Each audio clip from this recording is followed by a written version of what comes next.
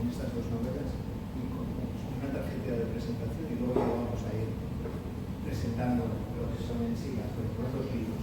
Sí, aparecen varios escenarios que aparecen en las dos novelas y luego, bueno, alguna foto de propaganda en el anfiteatro Flavio que también le tiene. Y es un poco para que se ambienten en cómo sería la vestimenta en ese periodo de transcurrelación de las novelas, que estamos hablando del final del periodo Flavio. Y luego ya empezamos a ver.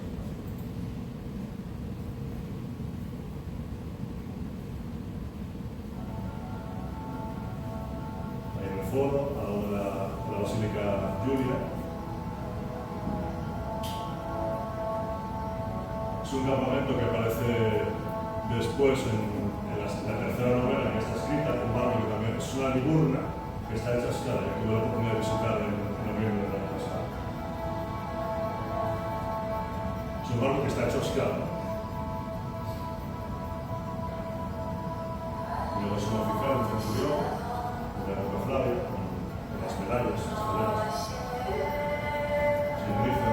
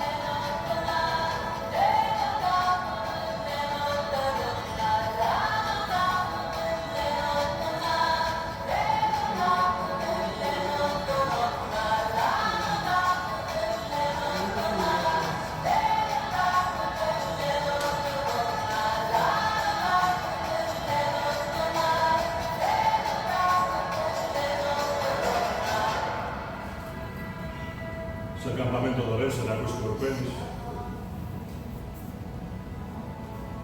Y eso ya lo conocemos.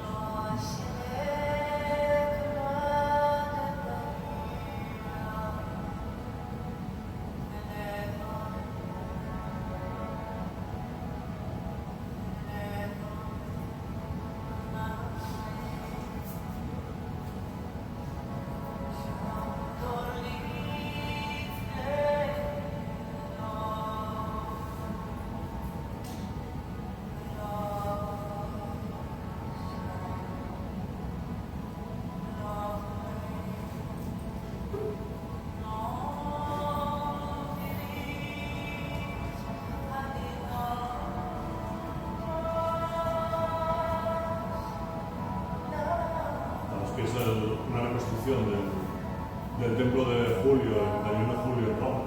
Es Sacros Corpenis, lo mismo. Tenemos que atravesar a través del estadio, un buen de puntos.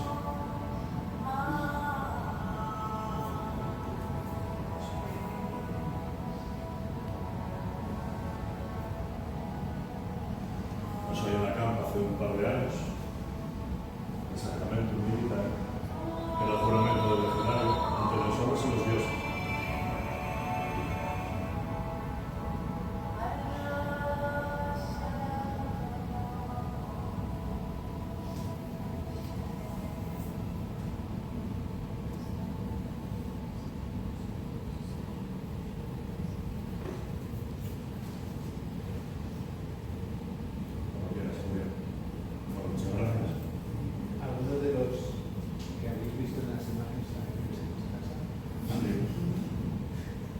y no miramos para nadie.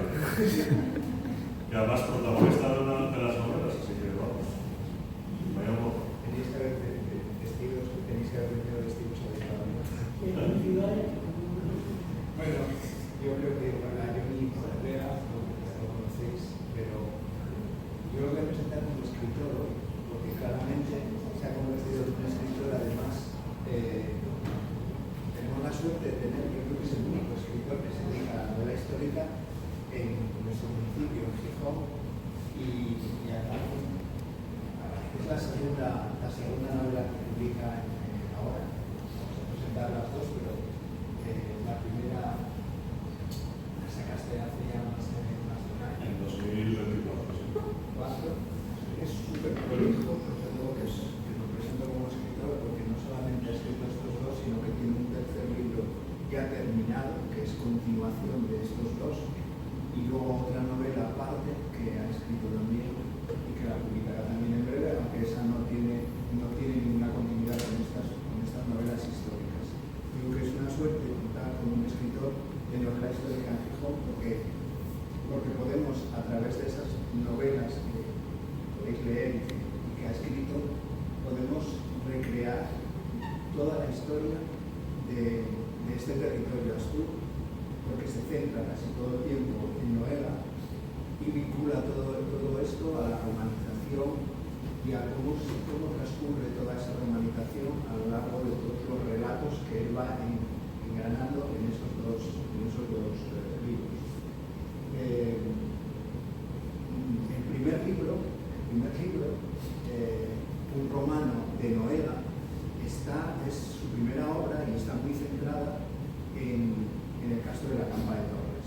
Habla un poco del periodo de la romanización, cuando llega Roma a todo el territorio asturiano con la conquista en el siglo I a.C. y se centra en un grupo familiar y en un grupo de chavales, como veis, sigue dedicándose profesionalmente o por afición a todo esto de la recreación histórica y mantiene ese grupo de chicos a los que va formando y a los que va introduciendo en todo este mundo de la historia y de los legionarios en concreto. Entonces, en ese primer libro se centra mucho en cómo fue esa romanización, cómo fue ese encuentro de las dos culturas, cómo estos personajes que él describe en ese primer libro, que eran niños todavía y sus familias, están todavía con una identidad que se identificaba más con lo asturo, obviamente, pero entran ya en un periodo en el que Roma les aporta un montón de cosas y van entrando y van asimilando toda esa cultura que llega de Roma. Esos niños van creciendo, lógicamente, y no quiero desculparlo demasiado de los libros, pero bueno, y en la segunda obra ya se da un salto grande, porque esos chavales pasan de la niñez a la madurez y ahí se produce un cambio importante, porque también la novela se traslada al siglo I después de Cristo, donde Noela empieza a decaer, digamos, y se va produciendo un traslado de la población de Noela hacia aquí, hacia Cimadería, porque se había fundado, Roma había fundado la ciudad de Sesione, como la denomina en el libro. Entonces, bueno, es un poco licencia, porque tampoco sabemos exactamente el nombre. Lo sé. Bueno, Saxu, Sesione, ¿cómo se llama? Lo sé, pero bueno, coge ese periodo de transición. En la primera obra se centra mucho, ya os digo, en Noela, en el ambiente familiar, en cómo se va produciendo ese cambio de identidad y cómo van asumiendo todo lo que llega de Roma. Y en la segunda obra ya se da un gran paso. Para mí, es decir, que hay un cambio también desde el punto de vista morfológico, desde el punto de vista de la escritura, de cómo está redactado todo eso. Y ese cambio nos lleva también a un planteamiento distinto.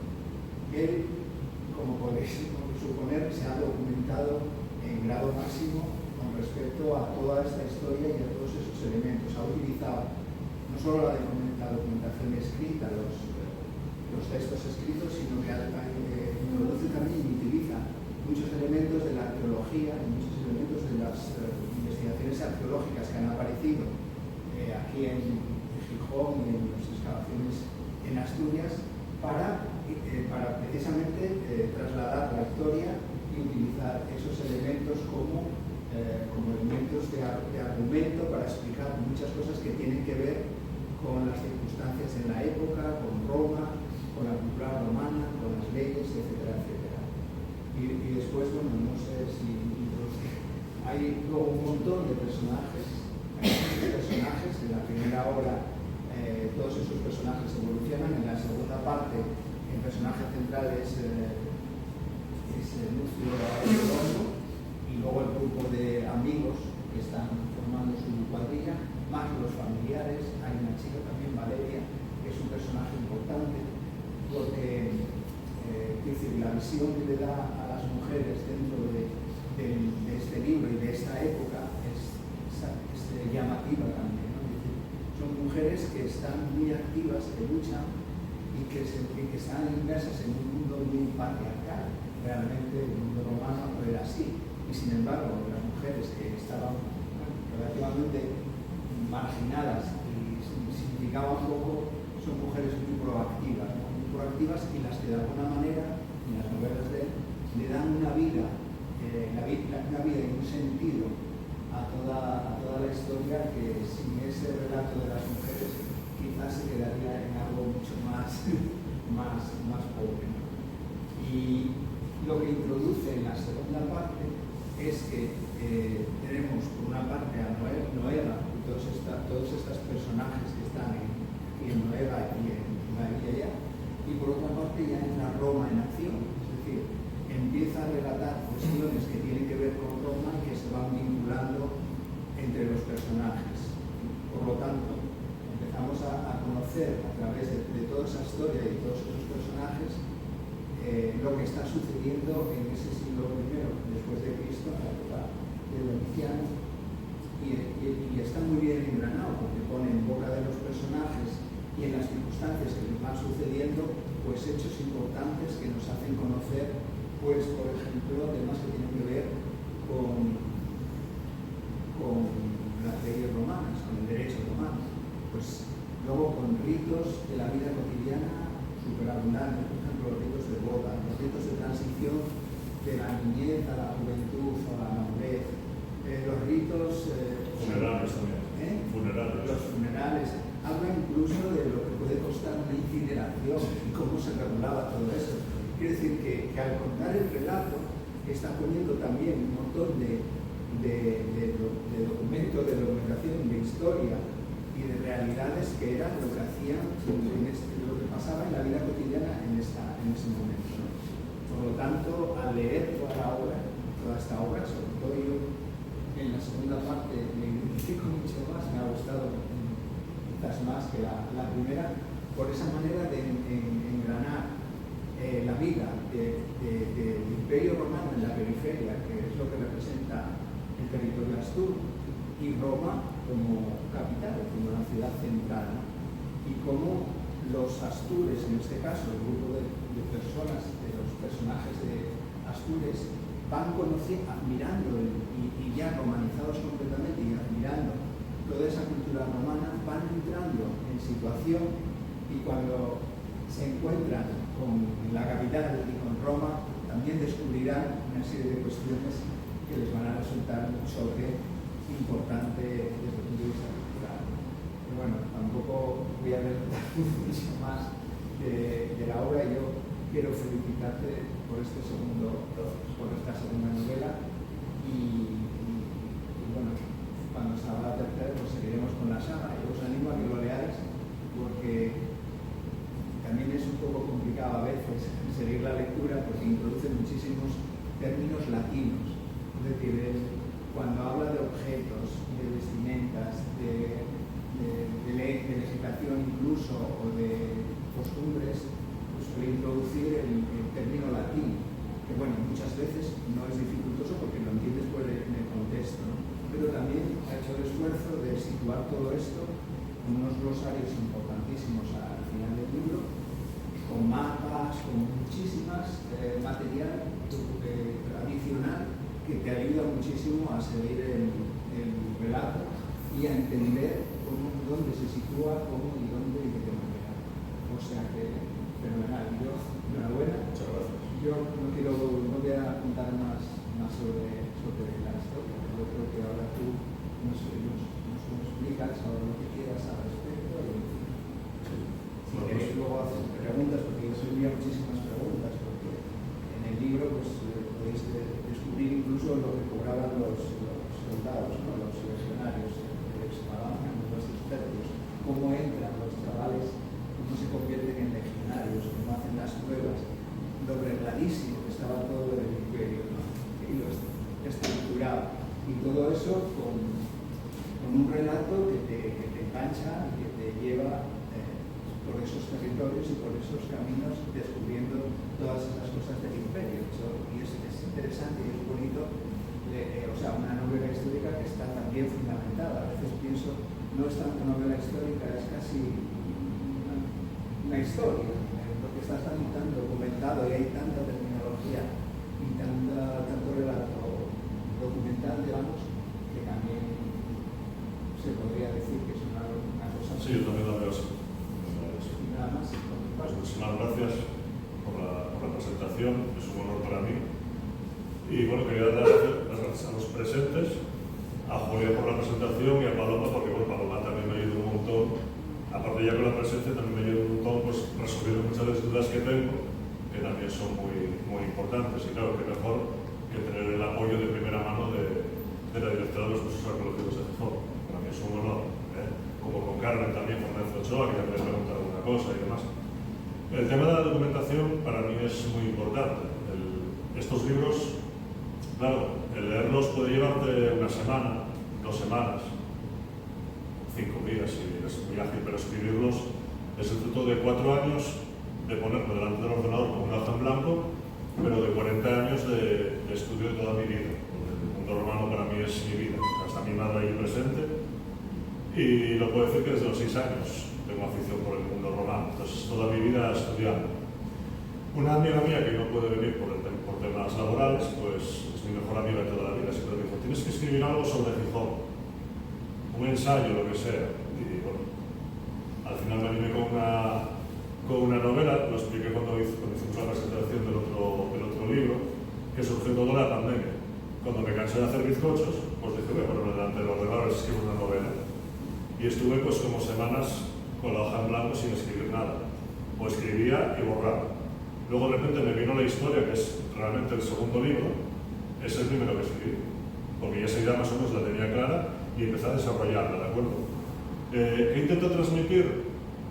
Con las licencias que podemos tener, porque por desgracia, tanto del mundo romano, que está muy documentado, como sobre todo del mundo aquí, digamos, vamos a llamarlo entre comillas indígena, hay más lagunas que información. Y eso que del mundo romano tenemos muchísimo. Pero del mundo cotidiano sabremos un 10%, a través de las fuentes. Y las fuentes muchas veces cuando hablan de conquista y demás son interesadas.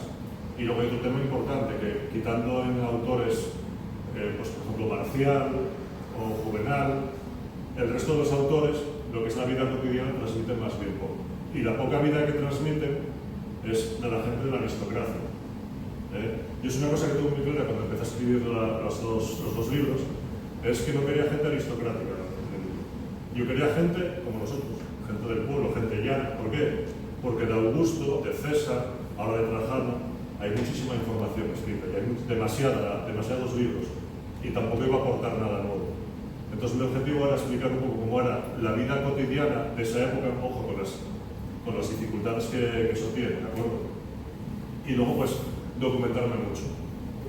El objetivo era principalmente, pues mira, voy a escribir un libro y lo que quiero es que cada frase que ponga, que no me la puedan rebatir porque tengo una serie de fuentes. Hombre, ojalá mañana aparezca una información nueva y me diga, oye, eso que escribiste no vale. Lo reescribo, no pasa nada. ¿De acuerdo? Y para mí eso es muy importante. Escribir, claro, es una cosa, es algo difícil. Escribir un artículo ya es complicado, pero una novela siempre te enfrentas al miedo, sobre todo del público, ¿no? El miedo al rechazo. De hecho, estuvieron guardadas bastante tiempo sin decidirme publicarlas. Hasta que una amiga me dijo, oye, déjamelas que las leo, y me lo dijo, tienes que publicarlas. eso sí, pártelas, porque además no iba a ser un solo libro de 800 páginas. Y me dijo, divide lo mejor, porque si no, claro, cualquiera que ve el libro, pues le da miedo. Porque si es un escritor contrastado, que no es el caso, pues es complicado. Bien, hice una pequeña presentación para no aburrirles demasiado, porque yo creo que si tiene luego alguna pregunta puede ser mucho más interesante que suelte yo todo el rollo. Y bueno, esto es un grupo de chavales. La historia empieza en un romano de Noeva y es un grupo de legionarios, 4 legionarios en este caso, de la misma edad. El servicio era de 25 años en las legiones y 30 años en las tropas auxiliares. Las tropas auxiliares tenían 5 años más, pero a cambio recibían la ciudadanía romana para ellos, para una sola de las mujeres. Es decir, como uno fuese muy de picos palos, como se suele decir, y tuviese más mujeres y más niños, iba a tener un problema importante, claro, porque seguramente iba a tener problema como una segunda mujer. Entonces le concedía la ciudadanía a él, a esa mujer por matrimonio y a los hijos que tuviese con ese matrimonio. A partir de ese momento pasaba a ser una persona romana de pleno derecho y sus hijos, si querían alistarse en el ejército, podían ser enviados como legionarios. ¿De acuerdo? Hay que aclarar que las tropas auxiliares, hay un cambio muy importante a partir de Augusto y sobre todo en Vespasiano, que es el que más reforma el ejército en ese periodo. Las tropas auxiliares son tan romanas como el ejército romano y tienen un entrenamiento tan profesional y una paga. En la infantería sabemos que era un 20% menos de salario, pero sabemos que en la caballería los jinetes auxiliares cobraban hasta un 20 y un 30% más que la caballería legionaria, ¿de acuerdo? Porque eran especialistas. Bueno, pues estos legionarios conocen a varias mujeres, entre ellos la madre de Lucio y tu madre también. Y bueno, pues sirven en el campamento de la Legión Séptima Vémina, que está en León, lo que es el castro, bueno, lo que es el recinto amurallado que conservamos hoy en día en el centro histórico de León. Y pues por motivos del servicio, sabemos que las legiones, de hecho el campamento de León no es un campamento para una legión completa, no cabe una legión completa. Había unas unidades en Acus Perperis que se morense, porque había minas de oro y la construcción de una calzada que comunicaba Astúrica Augusta con Brácara Augusta, y luego sabemos que había unidades de control pues por las zonas norte, ¿de acuerdo? Hacían labores de patrullaje, de control, por ejemplo, aquí si había un faro es una estructura militar y también civil, entonces tiene que tener una serie de custodia, y evidentemente cuando es un territorio recién conquistado requiere una presencia militar. En el momento que ya se va romanizando y ya hay una costumbre romana, ya no vemos a los romanos como enemigos, sino ya vemos como vecinos, como somos lo mismo, ya esa presencia militar se va a reducir, ¿de acuerdo? Apareció en la Gamba, apareció una moneda hace poco, ¿de acuerdo? Con el águila, la marca del águila era con lo que se pagaban los soldados. De momento no apareció material militar, muy poco, pero estoy seguro que va a aparecer, aparecerá porque la Gamba es un yacimiento para mí, para mí de los yacimientos que más potencial tienen todavía en España del agua, seguro. Y seguro que vamos a llevar grandes sorpresas enseguida. Bueno, esos se establecen en el castro de Noeva y ahí empiezan a hacer un poco de vida, ¿no? Pero ¿qué pasa? Que los soldados, primero, no se pueden casar y luego, pues, se tienen que mover de un sitio para otro. Los soldados, igual que hoy en día, les cambian de destino y se tienen que mover. Entonces deciden, después de moverse por varios sitios, deciden que se van a quedar aquí. Y los maridos, sabemos que hay el emperador Domiciano fue el tercero de los Flavios, que gobierna, creo que es del 82 al 98, que es cuando muere, que sucede en Nerva. Sabemos que se anexionó, si se dan cuenta, el Rin y el Danubio hacen como un triángulo hacia abajo. Ese terreno es más o menos la Selva Negra y se anexionó en esa época de Domiciano, porque era muy importante para la comunicación con las legiones, ¿de acuerdo? Para poder pagar las legiones y llevarse la alimentación. ¿Qué pasa? Que hasta ahí hay una gran parte que se podía navegar a través del Danubio o del Rin, pero como ya pierde profundidad ya no se puede hacer. Entonces esa zona fue muy importante para comunicar los campamentos legionarios. Hubo una vexilate es una unidad de legionarios de la Séptima Vémina que partió allí, ¿para qué? Para preparar esa zona como infraestructura. ¿Por qué la Séptima Vémina o otras legiones que eran interiores? Porque no estaban dispuestas. Pues claro, las legiones de la frontera tenían que estar controlando mucho más y de hecho estaban los campamentos, comentando por ejemplo Castravetera, que está en el Rin, que alojaba 2 legiones, el resto era de una legión o de menos. Y luego había un montón de castillos y demás que había a una distancia prudencial de tropas auxiliares y demás que custodiaban la frontera. Pues esos padres se tienen que ir y las madres se quedan aquí con los chicos. ¿Qué pasa? Que normalmente sabemos por la cultura romana que las mujeres están en un segundo plano. Ya sabemos que no es del todo así. A nivel político sí, aunque tenían su cierta influencia. De hecho, por ejemplo, una de las mujeres más importantes, yo creo que es a nivel de Augusto, pero no saliendo tan a nivel público, era Livia Drusila, su mujer. Sabemos que era un apoyo muy importante. Entonces, las madres, tanto aquí en el territorio asturiano y demás, las madres tienen mucha importancia. De hecho, en muchos casos siempre, ¿qué se dice? Cuando los críos dicen, oye, ¿qué hacemos hoy? Pregúntale a tu madre. Yo creo que es algo que más o menos persiste, ¿no? Que podía venir de aquella época. Y aparte que los padres estaban ausentes. ¿Qué hacían? Pues ayudaban entre ellas. No todo el mundo tenía dinero. ¿Qué hacían? Pues trocaban. Yo soy capaz de fabricar telas, yo soy buena arreglando zapatos. Eso se hacía muchísimo. Oye, mira, pues te doy una túnica, por ejemplo, por 4 pares de zapatos, porque una túnica era bastante cara. Porque igual, si no recuerdo mal, creo que eran 2 meses de trabajo para una túnica. Así que eso de tener un armario de túnicas, ya sabemos por qué no había.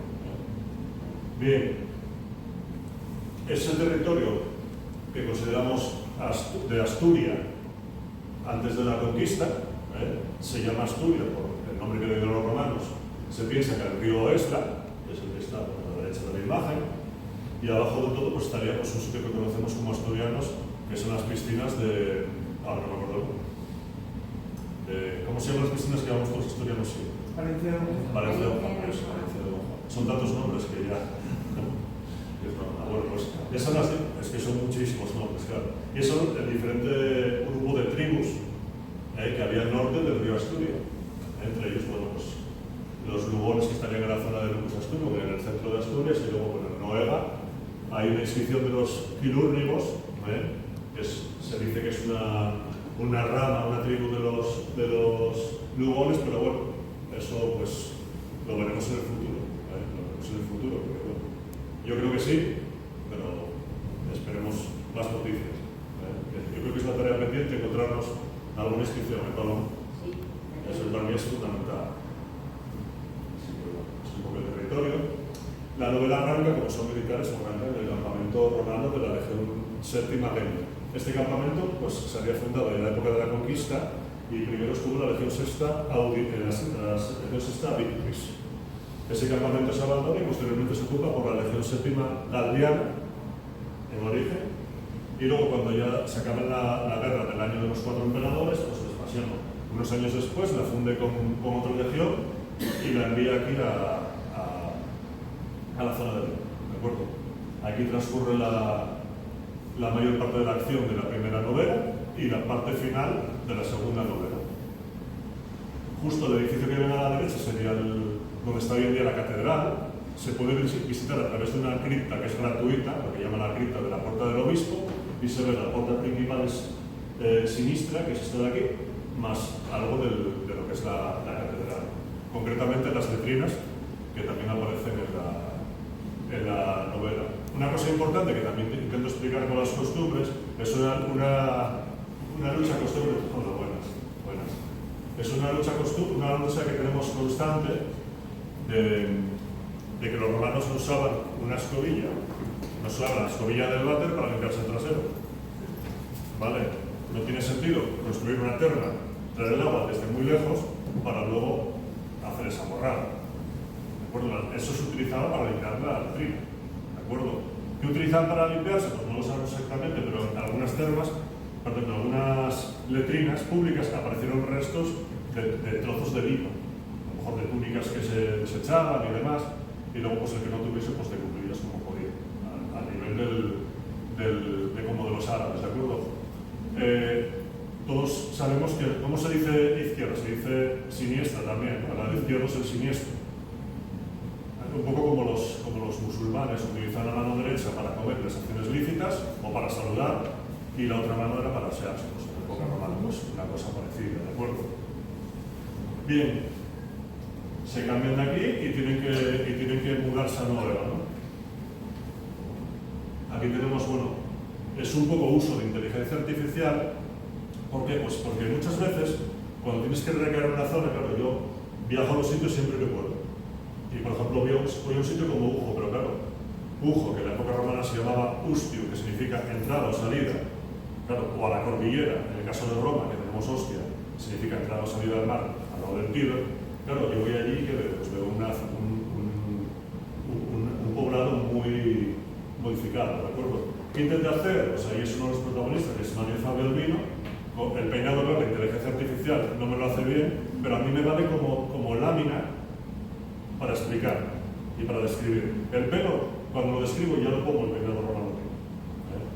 Entonces vemos un poco una reconstrucción de lo que sería el chico lleva, pues, ¿qué hacían los chicos cuando eran jóvenes? Trabajar en el campo. La economía romana era eminentemente agrícola y ganadera, pero principalmente agrícola. Y la gente del campo, pues, desde niños trabajaban en lo que podían ayudar. En las ciudades también. En las ciudades, por ejemplo, como Roma, pues con 4 o 5 años trabajaban en lo que podían. ¿Qué podían hacer? Pues llevaban una jarra con agua, lo que fuese, ¿no? O llevando heno para los animales, lo que hiciese falta. Aquí estamos en el ópido y lo que intento es lo mismo. Para poder describir, lo que hago es crear una serie de imágenes que yo tengo como si fuesen diapositivas para darle un poco de vida. Claro, luego es más fácil a la hora de escribirlo. ¿Y qué intento reflejar? Las personas en lo primario somos iguales ahora que hace 2000 años. Las mismas necesidades, los mismos anhelos, los adolescentes con las mismas inquietudes, los mismos vicios, las mismas inseguridades que teníamos hace 2000 años. Eso no cambia. ¿Qué cambia? Cambia la tecnología. Cambia la tecnología. Evidentemente, pues allí es como cuando nosotros éramos pequeños. ¿Qué era el WhatsApp? No había WhatsApp, no teníamos ni idea. Pues el WhatsApp era ir a picar a tu amigo al timbre para ver si bajaba a jugar. Es así. Ellos no tenían ni timbre. Entonces, más o menos, pues cuando salía el sol o cuando acababan sus labores de trabajo, pues lo que hacían era quedar. Esos son otros dos personajes, unos que salen en la novela, el de la izquierda es Caeso y otro se llama Tiberio, que es un nombre muy común. Bueno, esta es una foto que utilizamos para la campaña esa de Gijonomía hace 2 años. Esta es la portada del libro, esta es en Acus Querqueris, y en lo que viene es un centurión de espada, ¿de acuerdo? Un centurión que va con su tropa detrás y va al campamento. En la portada lo que hicimos fue un poco reconstruir cómo sería el campamento, con las murallas. Se sabe que se hizo en la época Flavia, en la época de la construcción de la vía Nova, que comunicaba eso Astorga con Astúrica Augusta con Brácara Augusta, que se hizo una modificación para reducir el tiempo de viaje, y luego pues la ocupó una tropa auxiliar. En la tercera novela también aparece, porque es un sitio que tuve el privilegio de poder dormir en él, y claro, pues me gusta que esos sitios también tengan su presencia, como la cama. La legión décima Bémila, que aparece en la tercera novela, es la legión favorita de Julio César, y bueno, pues ahí hice poner una unidad delante de una reconstrucción de su templo, ¿de acuerdo? Esto es el natalicio del Águila León, hace un par de años. Claro, nosotros aparte de hacer recreación, tenemos una escuela donde enseñamos un poco la cultura romana. Y cuando hacemos recreación, nos pasa muchas veces que, claro, de los más jóvenes soy yo y voy a hacer 50. Claro, un legionario con 60 años en aquella época lo tenía complicado, sabiendo que encima el servicio era 25. Esto es un poco una unidad que daría un poco la visión de cómo sería un ejército de la época. Faltaría alguno de 20 y pico años o 30, ¿no? A mi espalda hay un señor pues, que tiene 50. No esté mal decirlo de señor, no soy yo también. Pero bueno, sería un poco el aspecto, ¿de acuerdo? De hecho, la 13ª y la 12ª, que las fundó Julio César, era con chicos que desde los 13 años hasta los 15. Y ahí lo que tenemos son chicos, el último de atrás, de la derecha, tiene 13 años. Son niños, claro, eran niños. Y de hecho, por ejemplo, pues claro, preferían a gente joven, a la hora de elegir a las tropas, cuando se podía, preferían gente del campo. ¿Por qué? Porque están acostumbrados a trabajar de pequeños, si hay carestía no protestan, que es lo que tiene que pasar en el ejército, y están acostumbrados a la vida dura. Los chicos de ciudad pues pasa un poco como hoy en día, salvando la distancia, porque con la cara de los niños también en el campo, y en las ciudades, pues claro, tenemos más vicios, estamos acostumbrados a tenerlo más fácil a la hora de comer, aunque en aquella época no era tan fácil, sobre todo si no tenías. Bueno, extensa bibliografía, que es un calco solamente de las dos primeras novelas. La bibliografía para mí, para un autor, es importante. Para mí escribir algunos, como decía Julián, hay una parte donde hablo de una adopción y de una liberación de un esclavo. Esa parte me llevó a escribirla 3 semanas. 3 semanas. ¿Por qué? Porque tuve que irme. El compendio de cerillas romanas que tenemos son casi todas del periodo de Justiniano. Estamos hablando del siglo V y VI después de Cristo. ¿Qué pasa? Que claro, las leyes, igual que evolucionan, en la época romana también. En la época romana, cuando Roma, digamos que yo creo que es como en general cualquier pueblo, ¿no? Va aprendiendo con la experiencia.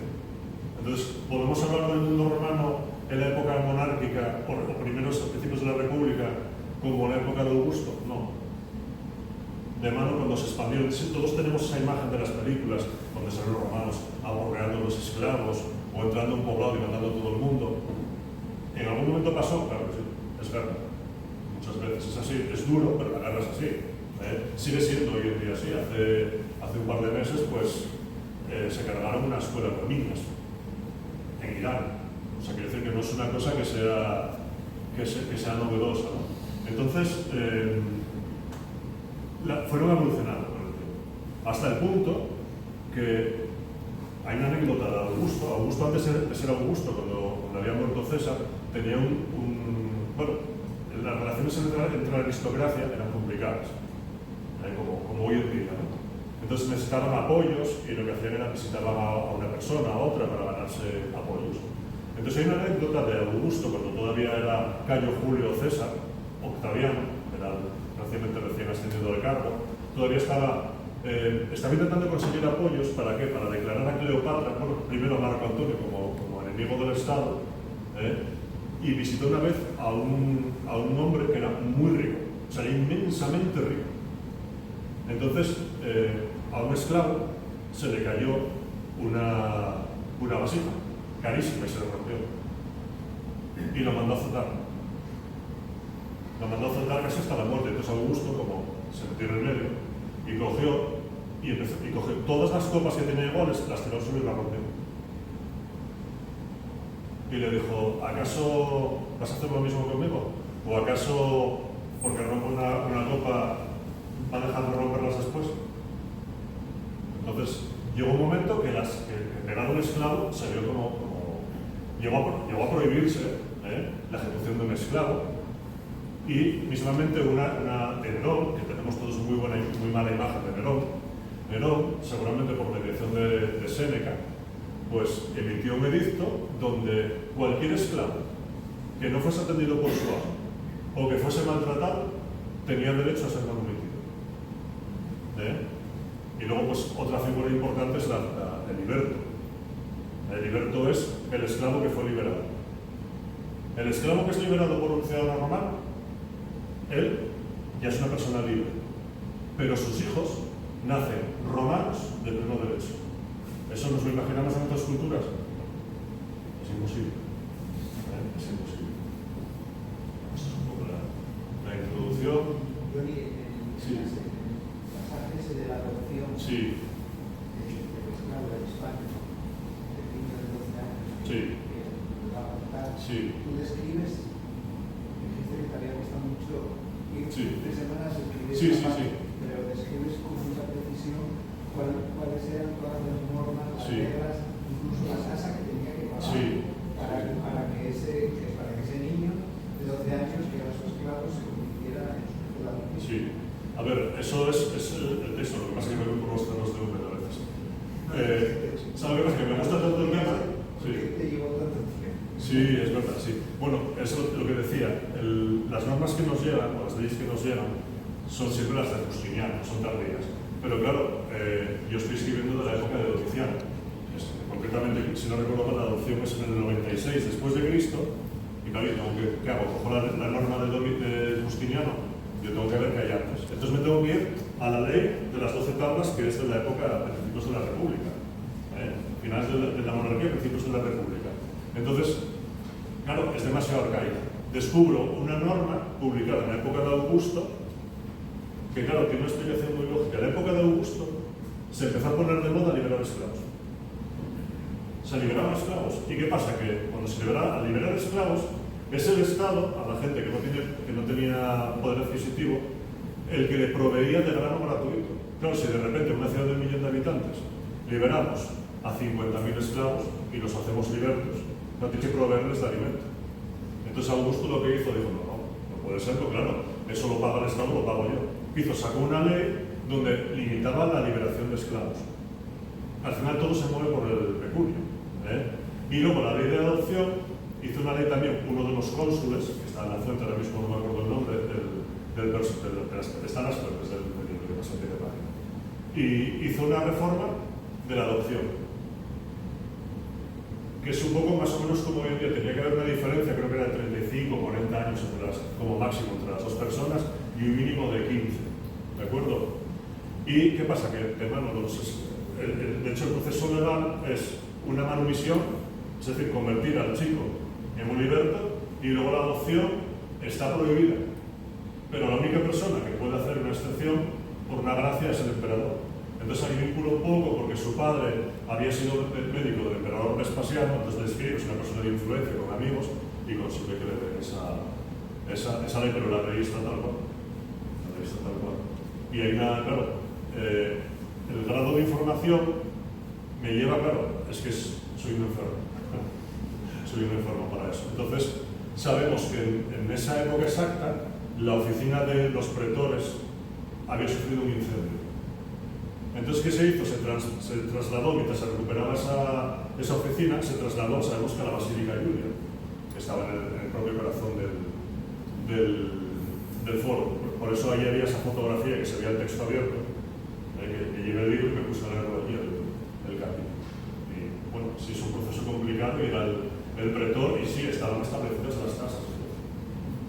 Igual que hoy en día, claro. Hoy en día a ver, el famoso censo de Augusto, de la época de Jesús, no se hizo por interés. Al emperador le importaba un pimiento a la gente que vive en el imperio. ¿Por qué le importaba? Porque tenía que pagar impuestos. Claro, un Estado tan potente como el Imperio Romano se mantiene a base de impuestos como cualquiera. Y tal, pues por eso se hizo un poco el tema sin respondido. Sí.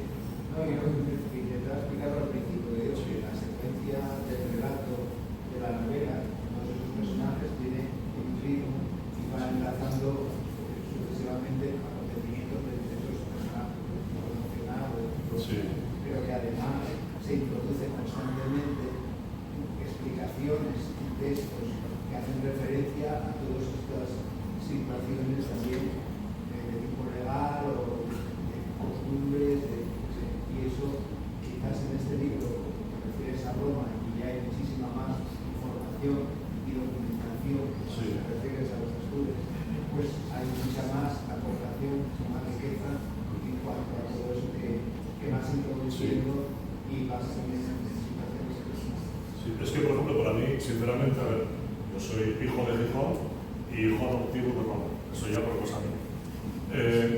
¿Qué pasa? Que el mundo romano yo lo conozco mucho más, y del mundo astur me gustaría conocer mucho más, pero hay muchos vacíos. Empezamos a conocer cosas, a suponer, no sabemos ni siquiera cómo hacían los rituales funerarios. Si había incineración, yo particularmente, es una opinión mía, pienso que había incineración y que probablemente lo que hacían era, o se ponía algo de madera que se perdió, o simplemente lo que hacían era echarlo a la naturaleza, al mármol, al mar, lo que fuese. Por eso no aparecen restos, pero ojalá mañana hay una prueba que me diga, oye, cremallera, que es así.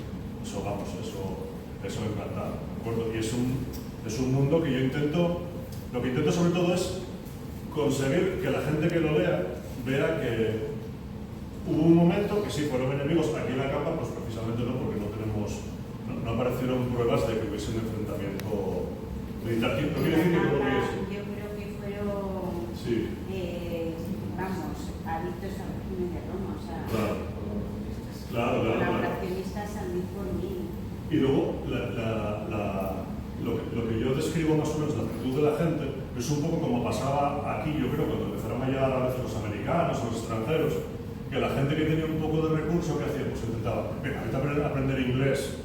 ¿Y qué pasa? Que poco a poco pues, se fueron perdiendo los idiomas. Claro, en el caso de la Campa, pues está claro que es un interés también comercial, llevaban comerciando mucho tiempo y aparte, claro, conocían a los romanos bien. Era... Bueno, es que la Campa y de romanos, sí. de antes del final de la conquista, por lo tanto es que ellos ya comerciaban Claro. con Roma y con todo el Mediterráneo, porque hay materiales. Sí.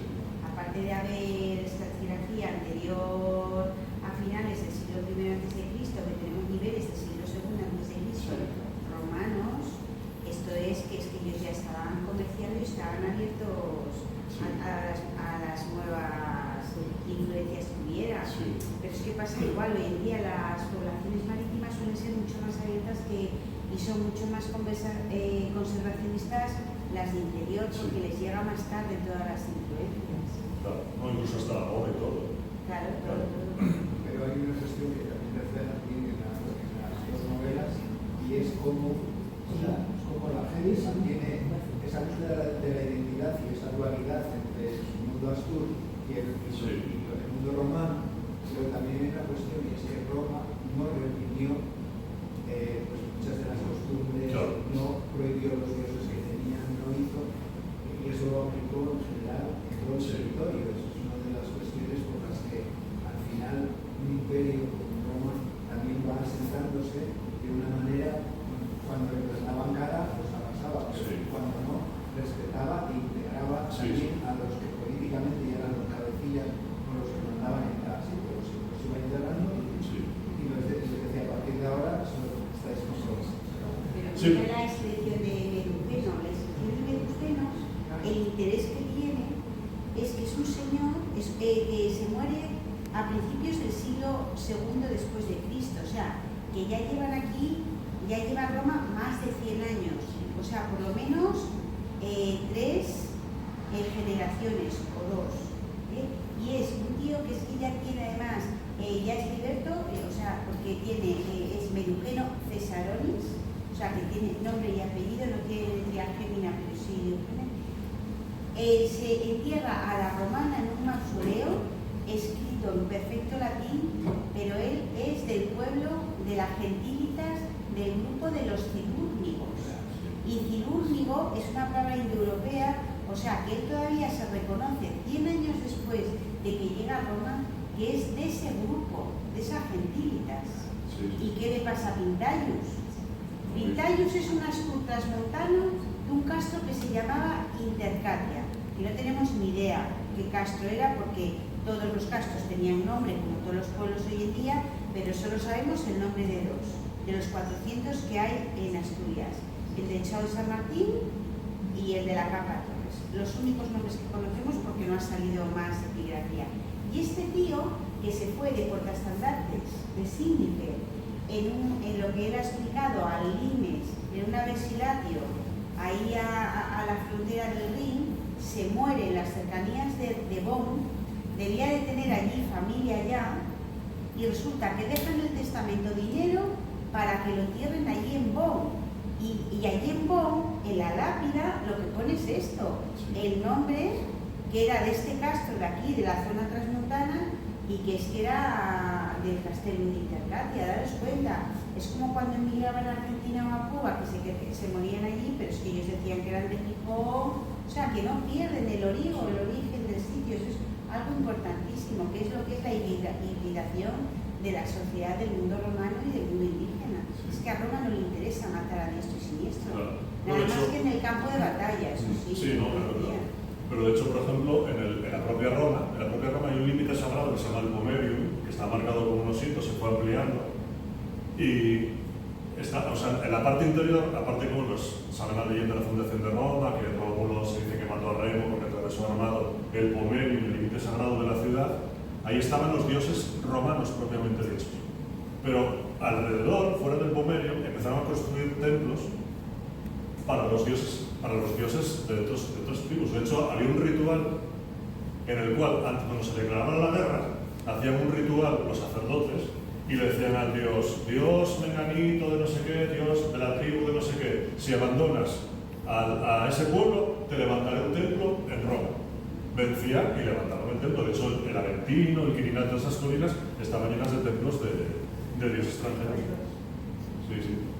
Y claro, no les interesa. A ver, el mundo va cambiando, ¿no? El mundo va cambiando y aquí es lo mismo. Hoy en día, por ejemplo, el mundo es un mundo muy global, pero en aquella época también. Entonces, claro, no es lo mismo ser.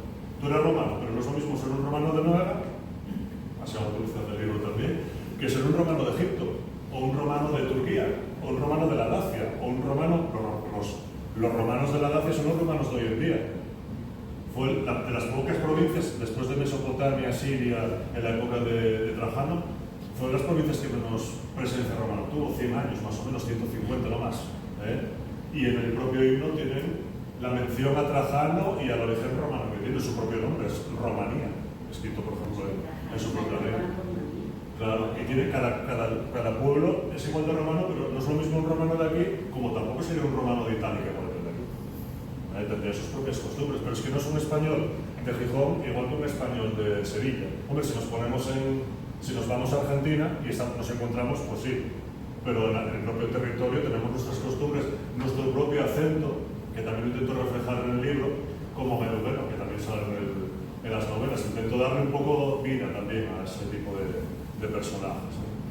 Aparece ahí en el libro. También, bueno, es el de la fortuna balnearia, que también lo cito. Si tienen alguna pregunta.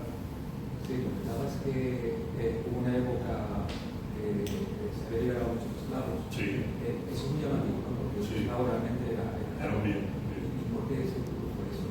Porque, a ver, se sabe de una charla que tuvo Julio César con sus amigos, porque en la época romana, en Hispania era diferente, porque en Hispania sabemos más o menos que no más del 9% de la población, y estamos hablando de que en la época romana eran unos 8 o 9 millones de habitantes, no más del 9% de la población era esclavo.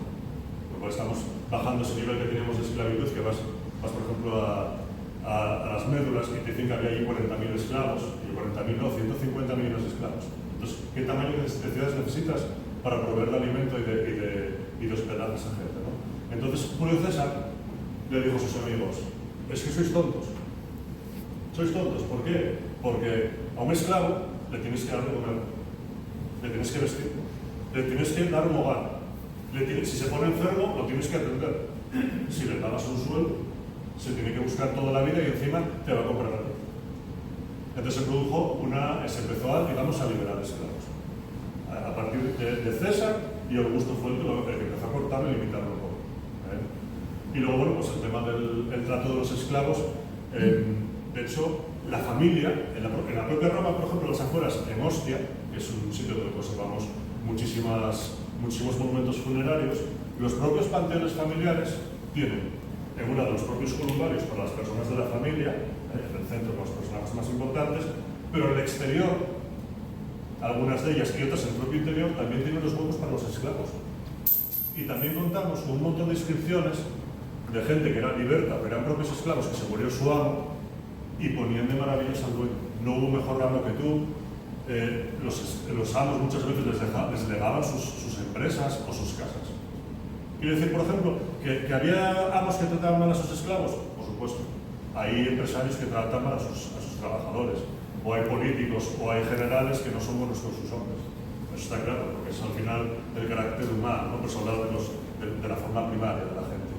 Pero en general se trataba bien y de hecho estaba, como dije antes, en la época, a partir de Nerón, estaba mal visto tratar mal a los esclavos. Y la propia gente lo criticaba. Menganito que trata, creo que es Marcial, el que lo habla, Menganito que trata muy mal a sus esclavos y tal, y que parte era denunciado. Y llegó un momento que el matar a un esclavo, que antiguamente sí se podía, porque el pater familias, el amo de la casa, tenía derecho sobre cualquier persona que viviese en su casa. Y de la mujer, si el matrimonio era con mano, es decir, había dos tipos de matrimonio, con mano y sin mano. Es decir, si era sin mano, seguía perteneciendo directamente a su propio padre, ¿no? Pero si era con mano, incluso adoptaba el apodo de su marido y su vida dependía del pater familias. Pero todo eso fue cambiando. Todo eso fue cambiando. Y una persona que matase a su... Hay ejemplos digamos, que matasen a sus esclavos y van a juicio. Entonces, bueno, ese mundo fue cambiando. Hay mucha leyenda negra, pasa lo mismo también con el Imperio Español, hay demasiada leyenda negra, que casi toda proviene del mismo sitio, de una isla que está de la pérfida Albión, para no rodear de la pérfida Albión. Pero bueno, es el mundo como... Y claro, son imperios tampoco que no se pueden defender. Y queda más bonito decir, bueno, pues que los españoles o los romanos éramos tal, y que los ingleses, como son los que hacen las películas y demás, pues claro, son los buenos, no eran piratas. ¿Cómo llamaste a Bujo? Bujo, en las fuentes se habla de Ustium.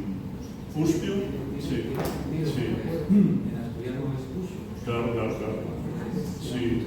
Es un latinismo, un vulgarismo, perdón, de Ostium, que significa entrada o salida, que es lo mismo que hostia. Sí. Y creo que por cerca de Llanes también hay otra que se llama parecida, que derivó de una forma diferente, pero es de forma parecida. A ver, lo que sí me tomé, por ejemplo, licencia fue el sesión, sesiones, porque bueno, sesión quiere decir en asentamiento militar, Saxum, que también lo había puesto de mano también, pues Saxum quiere decir, ya decía el Namuro, que quiere decir un enclave, una fortaleza. Claro, si tú ves Cimaderilla, vista desde el mar, como la verían ellos de mano, claro, es un peñasco puesto ahí en el medio, ¿verdad? Entonces, por eso pues un poco los nombres así. No le gusta Paloma, pero eso es lo que hemos hablado. No, Claro. es una novela, te puedes Sí, tomar sí. las licencias que quieras. Sí. Eso está por venir de cristal. Claro, es lo que digo yo, mi mayor anhelo es que aparezca una inscripción que nos ponga. Claro, como la de todos. Sí. No sé qué nada. Lo que yo te quería comentar, que me llamó la atención un poco, es cuando te refieres a todo, al pudor por la desnudez, Sí. a todas las cuestiones que tienen que ver con las relaciones sexuales, con las relaciones ahí, bueno, Sí. que yo no sé si Sí, todo eso. Sí. De hecho, hay una acepción romana que es la punitas. Es muy difícil plantearlo desde la perspectiva actual nuestra, Sí. la mentalidad que podían tener ellos y los sentimientos que podían derivarse de una sociedad donde todavía no había todo el tamiz que llegó después con el cristianismo. Sí, a ver, con el cristianismo nos influye mucho, fuimos más pudorosos, pero la gente era pudorosa. De hecho, por ejemplo, que los baños las letrinas eran abiertas, pero se piensa que muchas de ellas, porque hay restos incluso hasta de divisiones que pueden haber sido de madera. Y aparte, claro, tú tienes que ir al inodoro y puede ser abierto, pero si tú, por ejemplo, vas a un baño, de hecho tú vas a un baño que vas apurado, lo que sé, tienes que entrar a hacer aguas mayores, ¿qué pasa? Que tú ves que está ocupada una puerta y no te pones en nada al lado. Si tienes libre de la esquina, te pones en la esquina. ¿Por qué? Porque te da vergüenza. ¿De acuerdo? Hay que tener en cuenta también que las letrinas romanas, de las ciudades que tenían agua corriente y demás, esas normalmente que vienen las termas, las aguas de las piscinas, entonces se llevaba todo y olores habían los mínimos, ¿de acuerdo? Pero, por ejemplo, en el caso de la desnudez, las termas sabemos que tenían un horario para los hombres y otro para las mujeres. Bueno, eso a partir de Claro, sí. de lo que dio, Claro. que decía que en un momento Claro. promiscuo. Claro, es que Augusto fue el que reguló todo ese tipo de cosas, porque digamos que con la República, a finales de la República, estaba un poco desmadrado todo. ¿Por qué? Porque fue una conquista muy rápida, empezó a llegar gente de todos los sitios y claro, fue un poco, digamos, de desmadre. Pero Augusto fue el que empezó a regular. Y el tema, por ejemplo, del pudor, mira, hablando una vez con el arqueólogo, si no recuerdo el nombre, es el que excavó en Numancia en los últimos años. Tuve la fortuna de ir a Numancia hace un año y la explicación normalmente que es de media hora duró 3 horas. Para mí, claro, fue oro puro. Entonces, claro, porque lo tuve entretenido allí preguntándole y tal. Y me dijo una cosa característica, una diferencia de las casas nativas a las casas romanas es la división. Por ejemplo, un nativo no tendría ningún problema en preparar otro hijo delante de sus propios hijos. Los romanos eran pudorosos y lo que hacían era dividir la casa. Eran pudorosos. Luego, por ejemplo, es como los chicos, por ejemplo, que yo que fui entrenador un montón de años, los chicos cuando hacen deporte, pues se desnudan allí y tal, pero no tienen ningún problema. Pero luego de otra manera sí que son puros. Las propias termas también. Bueno, lo de tirar la toalla, pues se dice que era cuando cuando alguno tenía gana de chico o lo que sea, pues lo que hacía, tiraba la toalla si el chico estaba de acuerdo.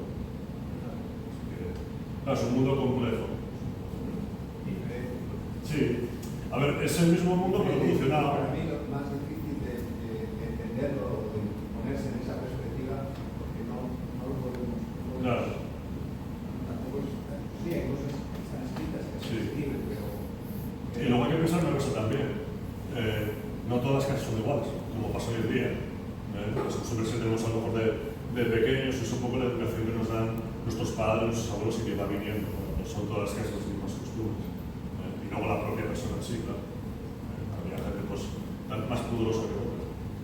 Pero sí, claro. Sería muy diferente en un sitio de su Claro. De influencia, por ejemplo, pues imagínate en Jerusalén, por ejemplo. Claro, en Jerusalén, pues claro, tiene que ver el romano de allí, que está influenciado por la cultura propia que tenemos de aquí.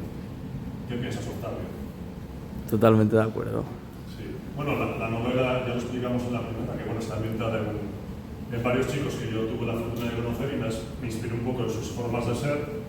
Claro, y lo que vamos a intentar trasladarnos al siglo I, para que sea cada uno con sus personalidades diferentes. Si tiene alguna pregunta más. La novela histórica tiene una trama argumental, simplemente es más estilo ensayo o tienes algo de. Claro, es una Julia que la acabo de leer.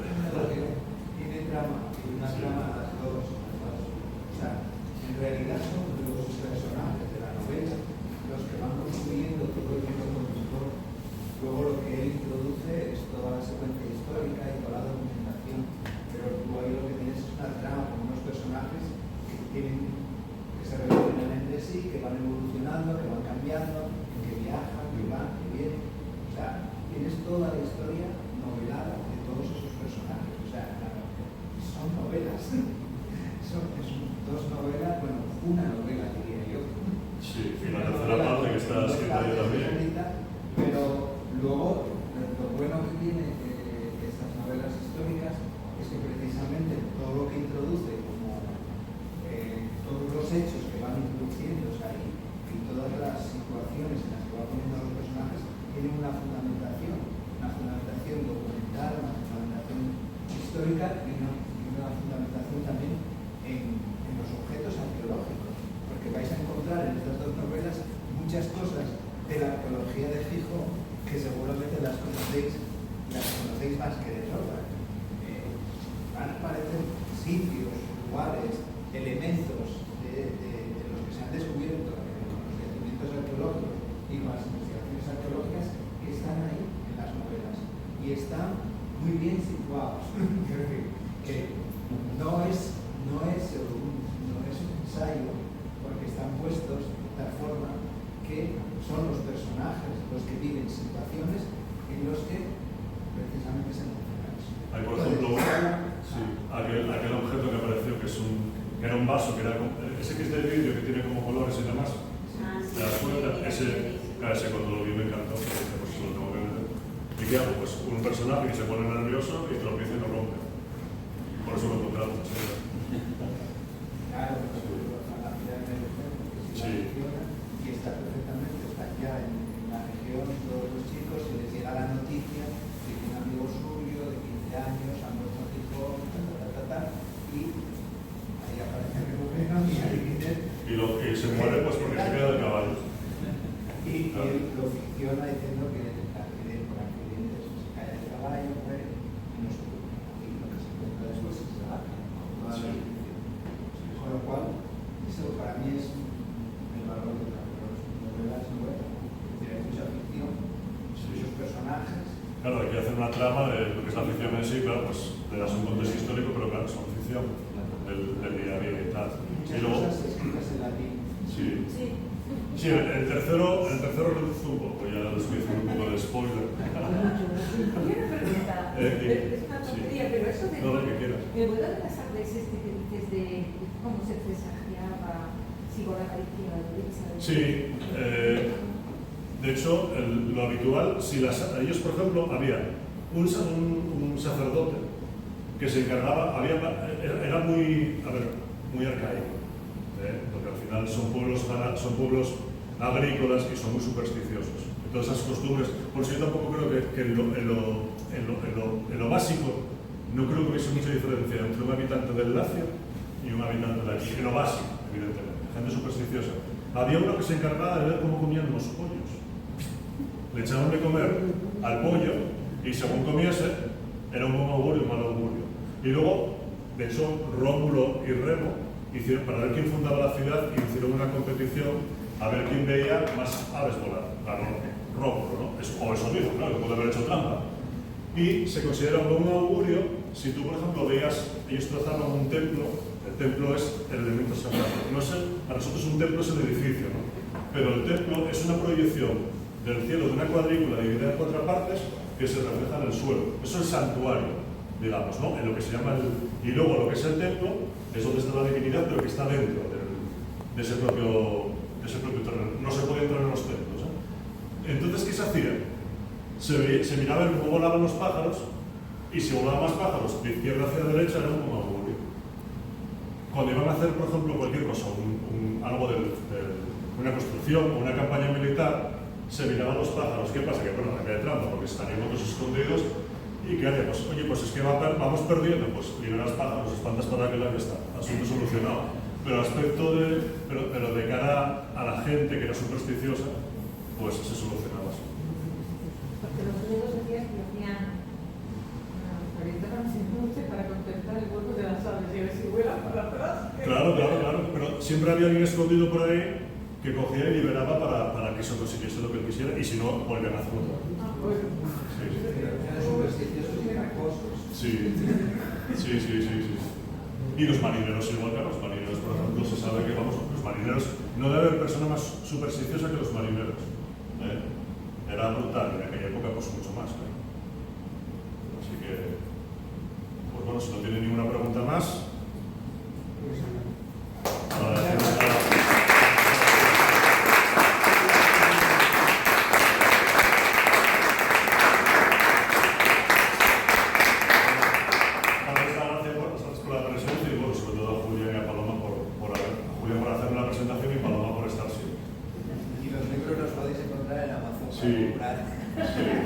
tenéis aquí algunos si queréis echarle un ojo y demás, sin problema. Y tal, Paloma, tengo que enseñar. Mira, está aquí. Te va a gustar. Bueno, no dije, pero él es miembro también de AMA. Sí. Quiero decir que hay que presumir también de una asociación donde tenemos. El otro día estuvimos con una fotógrafa que también de la asociación, y con la exposición, la de Maribel Fijón. Es decir, que dentro de la asociación aquí hay mucha gente productiva. Y es la verdad. Yo mucha suerte con todos los demás libros que tienes ahí entre manos, solamente para iluminar. Sí, voy a publicar uno también de Gijón a mitad de los 90.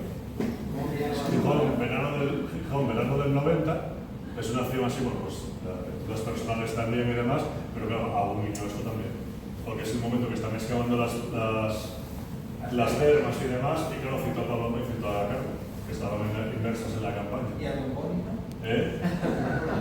A Don Boni no, pero sí cito lo que pasaba.